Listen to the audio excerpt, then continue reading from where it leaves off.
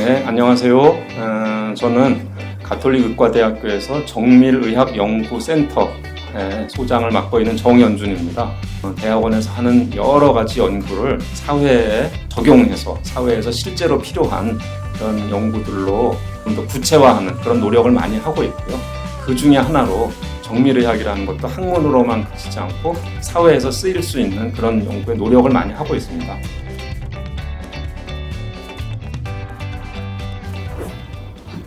정밀의학이란 어떤 것입니까? 쉽게 생각해 보면은 의학이라는 게 사실은 인간이 지구상에 이제 시작됐을 그 시점부터 늘 아픈 사람은 있으니까 시작이 돼 왔던 거고요. 의학도. 그래서 그 역사적으로 형태가 다르지만은 뭐 건강을 책임지고 있는 의료인들의 입장에서는 나름의 방식으로 정밀의학을 하려고 노력을 해왔습니다. 어떤 환자한테는 어떤 치료가 더 맞겠다. 뭐 이런 것이 되겠죠. 그래서 우리 동의보감을 만드신 호준 선생님을 한번 예로 들어보자면은 그 전에 말로만 그냥 들어왔던 여러 가지 치료법을 호준 선생님의 그 어떤 객관적인 방식으로 확인도 하고 어떤 환자들에게 어느 만큼의 약을 주는 게 좋겠다라는 이제 그런 뭐 나름의 정도 관리도 해서 그런 거를 집대성한 것이 동의보감 아니겠습니까? 그렇게 해서 이전에 막연한 치료법을 좀 더 스탠다다이징했다. 이런 것도 크게 봐서는 정밀의학이라고 할 수 있고요.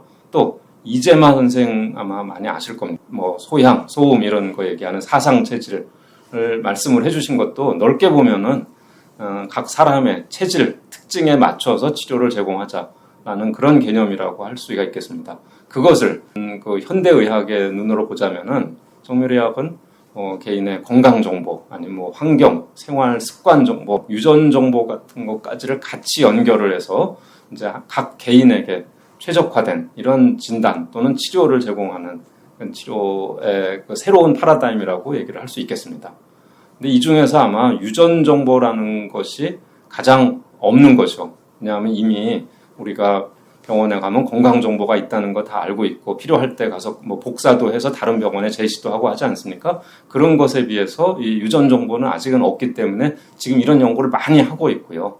뭐 그래서 마치 보기에는 유전자 분석이 정밀의학의 다인 것처럼 그렇게 보일 수는 있는데 실은 그런 것은 아니고요. 의사가 그런 환자를 판단하기 위한 제반의 정보들의 모든 것을 통합해서 잘 해석을 해서 환자한테 최선의 그 치료를 제공하는 그런 것을 정밀의학이라고 이해하시면 될 것 같습니다.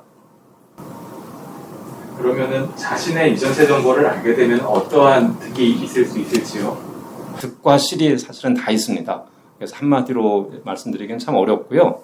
근데 정밀의학이라는 관점에서 보자면은 인류의 어떤 건강에 굉장히 큰 기여를 많이 해왔습니다. 그래서 특히나 이 정밀의학의 제일 큰 그 혜택을 입은 분야가 아마도 암 치료하고 뭐 희귀질환 이런 부분일 걸로 생각이 됩니다. 그래서 한 60여 년 전쯤인가 만성 골수성 백혈병 환자에서 피를 뽑아서 검사를 해봤더니 어떤 염색체들이 서로 이렇게 잘라져서 달라붙는 그런 걸 발견을 하게 돼서 그 이름은 이제 필라델피아 크로모솜이라고 붙였거든요. 거기서 자꾸 더 깊숙이 연구를 하다 보니까 이 잘라져서 붙은 자리에 있는 유전자들이 이상 그런 발현을 하게 돼서 그것으로 인해서 결국 최종적으로 이 만성 골수성 백혈병이 생기는구나 이런 거를 이제 알게 됐던 것입니다. 그러니까 인간이 염색체가 달라붙는 것은 어떻게 제어를 못하더라도 달라붙은 후에 이런 이상 과반응을 일으키는 기질을 막는 어떤 그 치료제를 개발할 수 있겠다라고 해서 글리백이라는 이제 새로운 약이 개발이 됐었죠. 뭐 비슷한 예로 뭐 유방암 치료제인 허셉틴, 아니면 폐암 치료제로 많이 알려진 이레사, 대장암 치료제로 알려졌던 세툭시맘 이런 것들이 다 비슷한 그런 예가 되겠습니다. 근데 이런 성공 사례가 있어도 사실은 처음에는 효과가 굉장히 미미했어요. 근데 왜 그랬는지를 몰랐는데 나중에 정밀의학적인 관점에서 보니까 이 치료제가 아무리 좋아도 모든 환자들한테 다 이것이 효과가 있지는 않구나라는 걸 알게 됐던 겁니다. 이런 유전자 변이가 있을 때는 약이 효과를 나타내는데 그런 유전자 변화가 없으면 효과가 없구나. 이런 걸 알게 돼서 적용 대상이 되는 환자들을 좀 구분할 수 있게 됐던 거고요. 그리고 한마디로 말씀드리면 더 치료가 정밀해지고 있다. 뭐 이렇게 말씀드릴 수 있겠습니다. 희귀질환도 너무 많아서 뭐 예를 다 들기는 어려운데요. 가족력성으로 굉장히 혈액에 콜레스테롤이 높은 뭐 이런 병이 있습니다. 원인도 몰랐는데 유전자 검사를 해보니까 콜레스테롤을 조절하는 대사 유전자에 이상이 있었구나라는 것을 알게 돼서 이게 한 수십 가지 정도가 되는데요. 이런 것들을 한꺼번에 검사해서 또 뭐 원인도 찾고 치료도 제공하는 이런 것들이 가능해졌고, 한국에서는 이런 검사가 다 보험으로 커버가 돼서 또 이제 환자들한테 도움이 되고 있고, 이런 여러 가지 도움이 되는 것도 많이 있었습니다. 그런데 앞에서 물어보신 것처럼 진짜로 그러면 건강한 사람이 내 유전체 정보를 알게 돼서 어떤 득이 있을까에 대해서 참 답을 하기가 쉽지는 않습니다만은, 우리가 아는 예로 보자면은 왜 몇 년 전인가요? 안젤리나 졸리가 BRCA, 브라카 유전자에 이상이 있다. 즉 부모님으로부터 그런 변이를 받아서 태어났다. 이런 거를 이제 알게 돼가지고 우리가 그런 걸 보고 예방적 절제라고 하는데요. 미리 그래서 유방암 발생을 아예 근원을 없애기 위해서 유방을 절제했던 뭐 그런 사실이 있지 않겠습니까?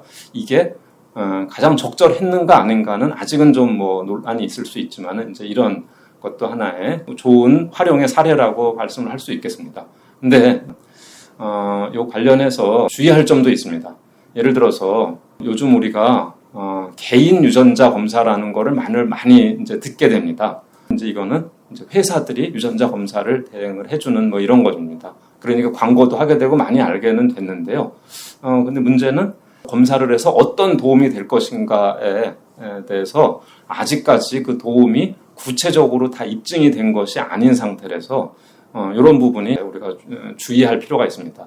한 가지만 예를 들자면은 그 결과에 대해서 과도하게 해석을 하는, 즉 뭐 당뇨병과 위험이 높은 유전형을 가지고 있습니다라고 할 때 어떤 일반인은 나는 당뇨병에 걸렸다는 얘기구나라고 너무 이제 오해를 하거나, 아니면은 당뇨병에 소인이 있는 유전자는 없으시네요라고 하면 나는 괜찮구나. 그러니까 아무렇게나 막 먹어도 된다는가 보다. 이렇게 잘못 오해를 할 수가 있겠죠. 이런 것을 이제 주의할 필요가 있겠고요. 또 오남용의 사례들도 있습니다. 유전자형이 좋은 내 아이를 태어나게 해야지. 아니면 광고에 보니까는 똑똑한 애를 낳을 수 있게 해준다는데 유전적으로 걸러내서 이런 식의 오남용의 가능성도 있기 때문에 개인 유전자 검사에 대해서는 아직도 좀 우리가 유의해서 지켜봐야 되겠다. 이 정도까지만 말씀을 드릴 수 있을 것 같습니다. 그러면은 한국에서의 정밀의학 관련 프로젝트에 대해서 소개해 주실 만한 것이 있을지요? 정밀의학이라는 이제 개념이 처음 제시가 됐던 거는 이전에는 무슨 맞춤의학, 좀 더 테일러드 메디슨 이런 다양한 이름으로 됐는데요. 이 정밀의학이라는 개념은 2015년에 미국에서 당시 미국 대통령이셨던 오바마 대통령이 정밀의학으로 우리는 가자라는 이제 선언을 하심으로써 정밀의학의 개념이 확립이 됐는데요. 한국을 보자면은 이미 그 질병관리본부에서 여러 가지 이제 그런 개인의 특성과 관련된 유전자를 분석할 수 있는 우리가 코호트라고 얘기를 하는데요. 이런 이제 시료들을 많이 모으셨고요. 또 최근에는 국가 바이오 빅데이터 사업이라는 굉장히 큰 규모의 사업, 조 단위의 지금 예산이 들어가는 그런 사업을 통해서 한 100만 명 이상의 한국인의 전체 게놈을 해독해서 거기서 지금까지 알려지지 않았던 새로운 유전적인 특성을 분석하는 이런 프로젝트도 되고 있습니다. 그래서 어쩌면은 멀지 않은 장래에 우리 전 국민이 마치 우리가 지문을 가지고 있는 것처럼 자신의 게놈 정보를 다 소유하는 그런 날이 올 것으로 보여집니다. 가톨릭의들만의 그런 정밀의학 특화 인재를 양성하고 계신 그런 전략이나 사례 같은 것이 있는지. 가톨릭 의대도 이런 분야에 관심을 가지고 많은 노력을 해오고 있습니다. 저희가 벌써 한 2015년부터 과학기술정보통신부의 지원을 받아서 유전체 정밀의학, 빅데이터 분석 인력 양성 이런 사업을 통해서 그간에 지금까지 약 40명 이상의 박사, 석사를 배출을 해서 이분들이 여러 가지 학계라든지 아니면 정부기관 아니면 회사, 연구소, 바이오 회사에 이런 데 다양한 분야에 이미 진출을 한 바가 있습니다. 근래 한 2020년, 21년도에는 바이오 데이터 엔지니어 인력 양성 사업이라는 것을 통해서 학위는 아니지만은 한 뭐 5개월 정도의 단기 교육을 통해서 사회에 나가서 일할 수 있는 전문가 약 한 300~400명 정도를 양성을 해서 배출을 한 바가 있습니다. 그리고 저희 대학의 BK라는 이제 브레인 코리아 사업을 하고 있는데요. 요즘 뭐 코딩이라든지 아니면 딥러닝 이런 거는 뭐 심지어 문과에서도 필요하다 이렇게 얘기하지 않습니까? 그래서 저희가 대학원생들이 어떤 전공을 하든지 컴퓨터의 언어, 또 딥러닝, 인공지능, 뭐 아니면 차세대 염기서열 분석을 실습으로 이제 익힐 수 있게 제공을 하고 있습니다. 교육은 하는 경우들이 많이 있는데 실습을 하는 경우는 제가 아는 한 한국에서 저희 그 대학이 유일하지 않나 싶습니다. 그것이 나름의 특화된 어떤 전략이 아닌가 생각이 듭니다. 마지막으로 그럼 정밀의학을 연구를 했다라고 하면은 진출할 수 있는 분야에 대해서 좀 소개를 해주시면 좋을 것 같습니다.